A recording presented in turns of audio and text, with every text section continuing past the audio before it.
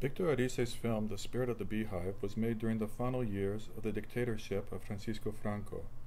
These opening credits establish many of the central images of the film. The names of characters are the same as the first names of the actors that play them. Fernando Gomez, Teresa Gimpera, Ana Torrent, and Isabel Telleria. In these children's drawings, we get a preview of the recurring poetic images in the film. A train, a cat, a dance over a bonfire, a house with a barn, a magical showman, a poisonous mushroom, the images of time and color as conveyed by a gold-colored watch, and especially the image of the Frankenstein monster, which initially inspired the screenwriters to create this story.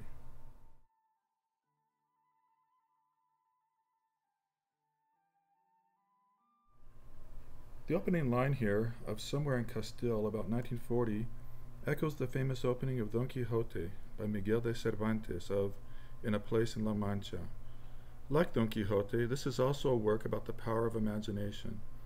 In these first sequences, we see the announcement of the movie Frankenstein in a real Spanish village called Oyuelos.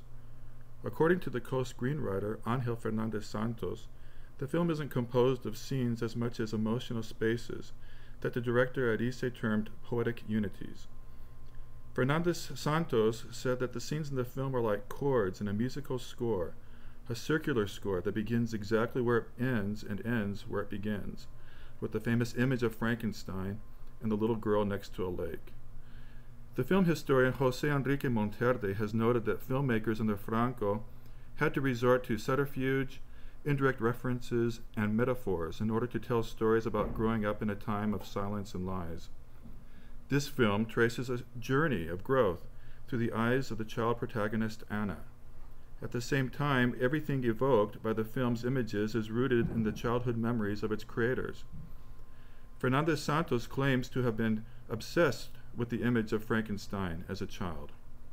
The film historian Neil Gabler has noted that the theme of Frankenstein and other such monstrous figures in Hollywood films is essentially a Jewish theme, the theme of the outsider, marginalized beings who become persecuted by society. This is why early Hollywood films like Frankenstein were so exportable to countries suffering political repression like Spain. Repressed peoples would identify with the monster on the screen. The excitement of the villagers upon the arrival of new movies at the beginning of this movie then reflects a very real historical phenomenon. It is also a theme found throughout contemporary Spanish literature. For example, in the novel El Embrujo de Shanghai, the film version of which Victor Arice was originally slated to direct, but which ultimately fell through after many years of preparation. These early images of mise en abîme, or frame within a filmic frame, that represent the showing of a film within a film, convey the fragmentary quality of life during this historical period.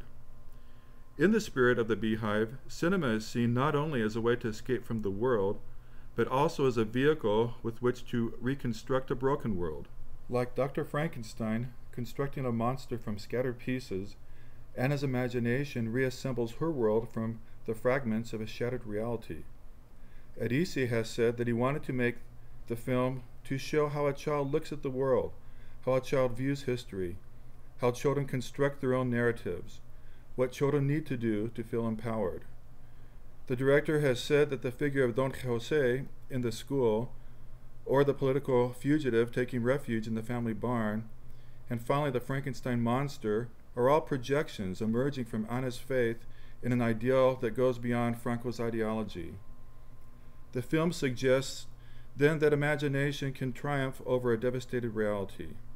It also shows how one can construct an identity from the shards of a broken society.